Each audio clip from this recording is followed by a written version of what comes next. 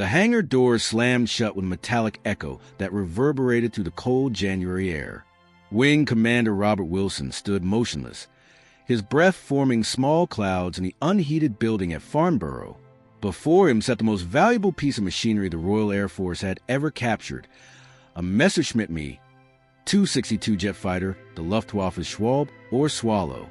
Its swept wings and sleek fuselage gleamed under the harsh electric lights, but Wilson wasn't admiring its beauty. He was calculating time. 50 minutes. That's all they had estimated before German intelligence would piece together that one of their jets had been captured intact near the Belgian border. 50 minutes before demolition teams would be scrambled, before saboteurs would be activated, before everything changed. The clock on the hangar wall read 1410 hours. By 1500 hours, they needed to strip this aircraft of every secret held. Chief Engineer Thomas Crawford approached the aircraft with his team of 12 specialists, each man handpicked for this moment. Crawford was a veteran of aircraft analysis, a man who had dissected dozens of German planes during the war. But this was different. This wasn't propeller-driven Messerschmitt or Focke-Wulf. This was the future, and the future was running on a countdown. Gentlemen, Crawford's voice cut through the tension. We're not here to understand how it flies. We're here to understand how it thinks. He gestured to the twin Junkers Jumo engines mounted beneath the wings. Those turbojets represent technology years ahead of anything we've developed. Inside those cowlings are secrets that could end this war or extend it by years, depending on who masters them first. The team split into groups. 3 engineers approached the engines, their hands already reaching for tools. Another group focused on the cockpit instrumentation, while Crawford himself moved toward the fuel system. Every man knew his role. Every man understood the stakes. Flight Lieutenant James Thornton, barely 24 years old but already one of Britain's brightest aeronautical minds, climbed onto the wing.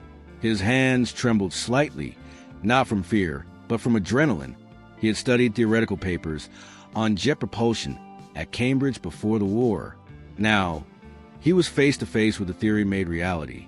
The engine cowling resisted at first, then gave way with a metallic click. He saw inside, made him forget to breathe. The Jumo 004 turbojet engine was more complex than anything British engineers had imagined. Rows of compressor blades sat in perfect precision, each one angled to maximize airflow. The combustion chamber was a marvel of metallurgy, designed to withstand temperatures that would melt traditional aircraft engines. But it was the simplicity of the design that shocked Thornton most. The Germans hadn't over-engineered it. They had made it efficient, producible, and, most importantly, reparable in field conditions. "Sir," Thornton called out, his voice cracking slightly, "you need to see this. The compressor staging is completely different from our Whittle designs. They've solved the blade angle problem we've been struggling with for 2 years." Crawford moved swiftly to Thornton's position, his experienced eyes scanning the engine internals. He pulled out a small notebook and began sketching rapidly, his pencil moving across the paper in quick, precise strokes. Every curve, every angle, every mounting point was recorded. This wasn't just observation. This was intelligent extraction at its finest. Wilson checked his watch. 15 minutes had passed. 35 remained. He walked the perimeter of the hangar, ensuring the guards were in position, ensuring no one unauthorized could enter. Outside, a light snow had begun to fall, muffling the sound of the airfield. Somewhere in Germany, he knew, desperate men were making desperate plans to destroy what was in this hangar. The race had begun the moment the Me-262 had been forced down by engine failure and captured by advancing American troops, then immediately transferred to British hands. Inside the cockpit, Engineer Sergeant David Matthews worked with surgical precision. His flashlight beam cut through the cramped space, illuminating instruments that seemed alien compared to British aircraft. The German designers had arranged everything with brutal efficiency. No wasted space, no unnecessary complexity. Matthews photographed each panel with a specialized camera, the flash bulbs popping in rapid succession. "The throttle system is revolutionary," Matthews called out, his Scottish accent thick with excitement. "They've got individual control for each engine. Look at this. The pilot can adjust thrust independently, compensate for engine failure, without losing control. Our twin-engine fighters can't do this. Crawford appeared at the cockpit rim, his face intense. Can you sketch the linkage system? I need to understand how the mechanical connection works between cockpit and engine. Matthews nodded, already pulling out his drafting pad. His hands moved quickly, translating three-dimensional machinery into two-dimensional technical drawings. Each line had to be perfect. Each measurement had to be exact. There would be no second chance at this. No opportunity to return tomorrow for a closer look. This was it. One shot at capturing years of German research and development. Across the hangar, the fuel system team had made a disturbing discovery. Engineer Lieutenant Charles Pemberton held up a sample container filled with a clear liquid. "Commander Wilson, sir, we have a problem." Wilson approached quickly, his military bearing evident in every step. "What is it, Pemberton?" "The fuel, sir. It's not standard aviation petrol. The Germans are using a synthetic fuel, probably derived from coal. The chemical composition is completely different from what we use. This jet engine is designed to run on fuel we don't produce." Pemberton's voice carried the weight of the implication. Even if they could replicate the engine design without the proper fuel, it would be useless. Crawford overheard the conversation and intervened. "Bottle every drop you can extract. We'll need samples for the chemists at Harwell, and document the fuel system thoroughly. Tank placement, fuel lines, pump mechanisms, everything. If they've solved fuel delivery at high altitude and high speed, that's as valuable as the engine itself." The clock showed 14:33. 27 minutes remaining. The pace intensified. Engineers were no longer walking. They were moving at a controlled run between the aircraft and the documentation tables set up along the hangar walls. Every photograph, every sketch, every measurement was being cataloged with desperate efficiency. Thornton had moved deeper into the engine analysis. He had removed access panels and was now staring at the turbine section, where hot exhaust gases spun the compressor blades at incredible speeds. "The metallurgy here is extraordinary," he muttered, more to himself than anyone else. "These blades should melt under operational temperatures, but they're using some kind of high-temperature alloy we haven't seen before." Crawford joined him again, bringing with him a metallurgical testing kit. "Take scrapings. Be careful not to damage the blades, but we need material samples. The scientists will want to analyze the composition." He paused, studying the turbine assembly. The Germans have always been ahead in metallurgy. This confirms it. They're using alloys that can withstand conditions we considered impossible. In another section of the hangar, 3 engineers were focused on the aircraft's armament system. The Me-262 carried 430 million Malawian kwaches, 108 cannons in its nose, a devastating weapons package that had already proven lethal against Allied bombers. Engineer Captain Michael Richardson was documenting the cannon placement and firing mechanisms when he noticed something unusual.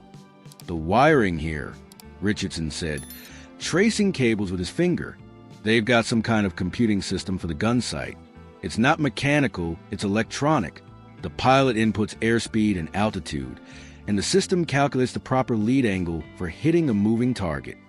Wilson moved closer, intrigued. "A computing gun sight? That's more advanced than anything our fighters have." "Yes, sir, and there's more. Look at this junction box. They're routing electrical power through multiple redundant systems. If one fails, the others take over automatically. The Germans have thought through every contingency." Richardson's admiration for the enemy's engineering was evident, though he would never admit it aloud. Crawford checked his own watch and felt his stomach tighten. 18 minutes left. They had accomplished much, but there was still so much to document. The landing gear system, the hydraulics, the control surfaces, the cockpit pressurization. Each system represented years of development. Each system held secrets that could advance British aviation by months or even years. "Double time, gentlemen," Crawford announced, his voice carrying authority across the hangar. "We're running out of clock. Prioritize the propulsion system and flight controls. Everything else is secondary." The team responded immediately, refocusing their efforts. Men who had been examining less critical systems moved to support the engine and control documentation teams. Photographs were being taken at an almost continuous rate now, flash bulbs illuminating the hangar in strobe-like bursts. Sketches were being completed with remarkable speed, technical accuracy maintained despite the pressure. Thornton made another critical discovery. Hidden behind an access panel near the engine mounting, he found a small metal plate stamped with specifications and performance data. "Commander Crawford, I've got engine performance specifications here. Maximum thrust, fuel consumption rates, operating temperatures, service intervals, everything." Crawford practically ran to Thornton's position. The metal plate was in German, but Crawford's wartime language training allowed him to translate quickly. His eyes widened as he read the numbers. These engines produce over 800 kilograms of thrust each. That's more than twice what our experimental jets are achieving. Copy this exactly, Thornton. Every number, every symbol, every notation. The tension in the hangar had become almost physical, a living thing that pressed down on every man present. Wilson stood near the entrance, dividing his attention between his watch and the snow-covered airfield beyond the doors. Intelligence reports had been clear. German agents were active in England, and the Luftwaffe had standing orders to destroy any captured jet technology by any means necessary. Every minute that passed increased the risk of discovery. Crawford was now working directly on the flight control system with two senior engineers. The Me-262's control surfaces operated differently from conventional aircraft, compensated for the unique challenges of high-speed flight. "Look at this trim tab configuration," Crawford said, pointing to a small adjustable surface on the elevator. "They've engineered for compressibility effects. The Germans know this aircraft approaches speeds where normal aerodynamics start to break down." Engineer Lieutenant Patricia Winters, one of only 2 women on the team and a specialist in aerodynamic structures, was documenting the wing construction. She had joined the analysis team specifically because of her expertise in high-speed airflow, gained from years of wind tunnel research. "Sir, the wing sweep angle is crucial here," she called out. "This isn't just for aesthetics. The Germans have angled the wings back to delay the onset of shock waves. This aircraft can fly faster than the speed of sound allows traditional straight wings to function." Crawford moved to her position, examining the wing root structure, measure the sweep angle precisely, and document how the wing attaches to the fuselage. That joint has to handle enormous stress loads during high-speed maneuvers. He glanced at the clock. 12 minutes remaining. His heart was pounding now, adrenaline sharpening his focus to a razor's edge. Matthews emerged from the cockpit, his uniform covered in dust and hydraulic fluid. "I've documented everything I can reach, sir. The instrument panel, the control stick configuration, the rudder pedal linkages. But there's a sealed compartment behind the pilot seat I can't access without proper tools. It might contain radio equipment or possibly navigation systems." "Leave it," Crawford decided quickly. "We don't have time for lengthy disassembly. Focus on what we can document rapidly." Every decision now was a triage between importance and time. Some secrets would remain locked inside the Me-262, but the critical ones, the engines, the aerodynamics, the fuel system, those were being captured. Pemberton's fuel system team had completed their work. They had extracted samples, photographed every fuel line and pump, and documented the tank placement throughout the aircraft. "Sir, we're done here," Pemberton reported. "The fuel system documentation is complete. We're moving to assist with the engine analysis." "Good man," Crawford replied. "Help Thornton with the turbine section. We need detailed measurements of the blade profiles." Thornton was covered in grease and completely absorbed in his work. He had removed several turbine blades for detailed examination, carefully labeling each one and noting its position in the engine. "The blade cooling system is ingenious," he explained as Pemberton joined him. "They're passing cooler air through internal channels in the blades themselves. It's the only way these blades survive the exhaust temperatures. Help me measure the internal channel dimensions." The 2 men worked in perfect synchronization, one holding measurement tools while the other recorded data. Each blade profile was documented, each cooling channel mapped. This was information that British jet engine designers had been struggling to develop independently. Now, in minutes, They were capturing years of German research. Wilson received a report from one of the perimeter guards.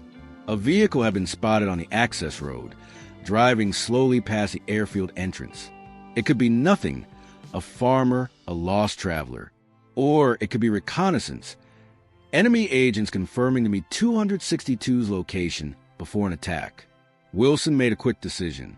Sergeant Morrison, take 2 men and establish a checkpoint at the access road. No vehicles approach this hangar without my personal authorization. No exceptions. Inside, Richardson had completed his analysis of the weapons system and was now examining the aircraft's electrical system. The Me-262 used a 28-volt DC electrical system, more robust than typical aircraft electrical systems. They've engineered for reliability, Richardson observed. Multiple generators, redundant circuits, automatic failover systems. This aircraft can sustain significant damage and continue operating. Winters made another important discovery while examining the landing gear. Commander Crawford, the tire construction is unusual.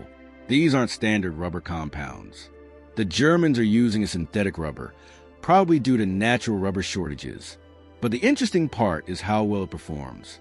These tires are designed for the high landing speeds this jet requires. Crawford nodded, making notes. Document the tire specifications. Our jet programs will need similar solutions. He checked his watch again, and his stomach dropped. 7 minutes remaining. They were running out of time, but there was still so much to capture. Final push, everyone. Crawford's voice boomed through the hangar. We have 7 minutes. Finish your current documentation and prepare to evacuate. This is not a drill. 7 minutes and we're out. The pace became frantic. Engineers were completing sketches with remarkable speed. Cameras were clicking continuously, and measurements were being called out and recorded in rapid succession. This was the final sprint, the last desperate push to capture every possible detail before time expired. Thornton removed one more turbine blade, this one showing signs of heat stress and wear. This blade tells us about service life. He explained to Pemberton. See the discoloration here? That's from operational temperatures. We can estimate how long these engines last before requiring overhaul. It's critical intelligence.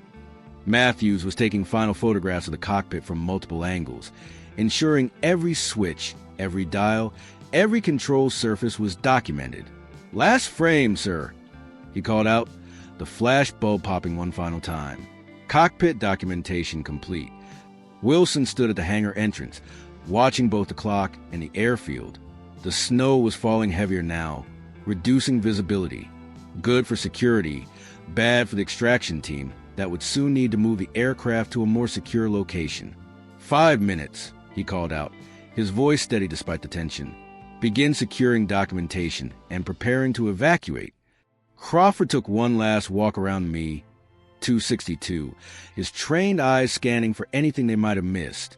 The aircraft sat there, silent and deadly, a testament to German engineering excellence. In 50 minutes, his team had extracted more intelligence than months of conventional espionage could have achieved. But he knew they had only scratched the surface. This aircraft held more secrets, deeper mysteries that would require weeks of careful analysis to fully understand. The final 3 minutes arrived with crushing inevitability. Crawford moved for the hangar like a conductor leading an orchestra through its final crescendo, ensuring every engineer had secured their documentation. Every photograph was accounted for, every measurement recorded. The massive collection of intelligence, sketches, photographs, material samples, and detailed notes was being packed into secure cases with desperate efficiency. Thornton, status on the engine documentation? Crawford called out, his voice sharp with urgency. Complete, sir. All turbine blade profiles recorded, compressor staging documented, and material samples secured. The combustion chamber measurements are in Case 3. Thornton's face was flushed with exhaustion and triumph. In less than an hour, he had documented technology that would normally take months to analyze through espionage and intelligence gathering. Wilson received another report from the perimeter guards. The suspicious vehicle had turned around and departed, but now there were reports of unusual radio traffic on German frequencies. Time was truly running out. 2 minutes, Commander Crawford. We need to evacuate now. Crawford nodded, making his final assessment. The hangar floor was littered with removed panels, discarded tools, and the debris of rapid technical analysis. But the Me-262 itself remained largely intact, its secrets partially surrendered but not entirely revealed. All personnel, secure your materials, and move to the transport vehicles. Leave the tools. Leave everything except the documentation. Winters was the last engineer at the aircraft, taking final measurements of the wing structure. Her hands moved with practiced precision even as the deadline approached. 30 seconds, Lieutenant Winters, Crawford warned, his voice gentle but firm. She nodded, completing her final notation and stepping away from the aircraft. The team moved toward the hangar side exit in disciplined formation, each man and woman carrying cases of intelligence material. Morrison had trucks waiting, engines already running, ready for immediate departure. The extraction had been planned with military precision. Multiple vehicles, different routes, dispersed destinations to prevent a single attack from destroying all the captured intelligence. Wilson took one last look at the Me-262 before the hangar lights were extinguished. In the darkness, the jet fighter became a shadow, a ghost of future warfare that had briefly revealed its secrets. "Seal the hangar," he ordered. "Full guard rotation. No one enters without top-secret clearance and my personal authorization." Crawford sat in the lead transport vehicle as it pulled away from Farnborough, the cases of documentation secured beside him. Through the falling snow, he could see other vehicles departing in different directions, each carrying pieces of the intelligence puzzle they had assembled.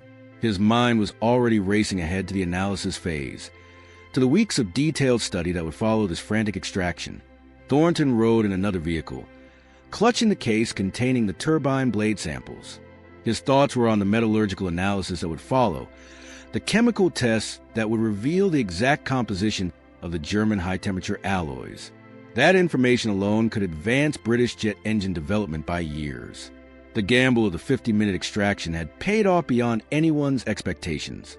At a secure facility 15 miles from Farnborough, the documentation began arriving in stages. Intelligence officers were already waiting, prepared to begin immediate analysis.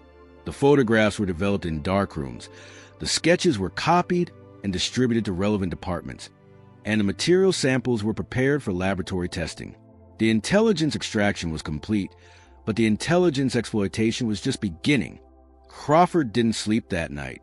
He sat in a secure conference room with Wilson and senior Royal Air Force commanders, presenting preliminary findings from the extraction. "Gentlemen, what we captured today changes everything," Crawford began, his exhaustion evident but his excitement undeniable. "The Germans are at least 2 years ahead of us in jet propulsion technology. But now we have their blueprints, their specifications, their solutions to problems we're still struggling with." Wilson added his own assessment. "The risk was enormous, but the payoff justifies it. In 50 minutes, we captured intelligence that conventional espionage couldn't have obtained in 50 months. The Me-262 secrets are now our secrets." Air Chief Marshal Sir Charles Portal, commander of the Royal Air Force, studied the preliminary sketches and photographs spread across the conference table. "How quickly can we apply this intelligence to our own jet programs?" Crawford considered the question carefully. The Gloucester Meteor program can benefit immediately from the aerodynamic data and the fuel system improvements. The engine technology will take longer to implement. We're talking months, not weeks. But every hour we invest in analyzing this intelligence will save us months of independent research and development. In Germany, Luftwaffe intelligence officers were indeed piecing together the capture of the Me-262. Emergency protocols were activated too late. The demolition teams that had been prepared for deployment arrived at empty coordinates. The saboteurs who had been positioned in England received orders to stand down. There was nothing left to destroy. The damage was done. The Schwalbe secrets had flown away on British trucks through English snow. Months later, the full impact of that 50-minute extraction will become clear. British jet engines incorporated design improvements directly derived from the captured Me-262. Fuel systems were redesigned based on German solutions. Aerodynamic principles learned from the swept wing configuration influenced the next generation of British aircraft. The knowledge gained that January Day in 1944 rippled forward through time, accelerating the development of jet aviation in ways that would reshape aerial warfare forever. Thornton would go on to become one of Britain's leading jet engine designers. His career launched by those frantic minutes inside the Me-262's engine cowling. Winters would pioneer high-speed aerodynamic research, her work directly influenced by the swept wing analysis she conducted under extreme time pressure. Matthews would help design the cockpit instrumentation for Britain's next generation of jet fighters, drawing on what he documented in the Me-262's cramped pilot compartment. Crawford himself would lead the Technical Intelligence Division for the remainder of the war, overseeing dozens of similar operations. But none would ever match the intensity, the pressure, or the spectacular success of that 50-minute extraction at Farnborough. It remained a defining moment of his career, the operation that proved technical intelligence could be extracted rapidly when necessity demanded it. The Me-262 that had been captured remained at Farnborough for months, subjected to detailed analysis and eventually test flights by British pilots. Every flight revealed new insights. Every test confirmed or refined the intelligence extracted during those crucial 50 minutes. The aircraft eventually found its way to a museum, a silent testament to German engineering excellence and British intelligence audacity. Wilson retired after the war with the quiet satisfaction of a man who had made difficult decisions under impossible pressure. He never spoke publicly about the Me-262 extraction, bound by official secrets act restrictions that would last decades. But he knew, and Crawford knew, and every engineer who had participated knew. They had achieved something extraordinary. They had stolen the future from the enemy and made it their own. The legacy of that January day in 1944 extended far beyond the immediate military advantage gained. It established protocols for rapid technical intelligence extraction that would be used throughout the Cold War and beyond. It proved that when time is the ultimate constraint, human ingenuity and determination can accomplish what seems impossible. 50 minutes to unlock a jet fighter's secrets. 50 minutes that changed aviation history. Thank you for following this incredible story of wartime intelligence and engineering brilliance. If you found this piece of history fascinating, subscribe to our channel for more untold stories from World War II. History isn't just about battles and generals.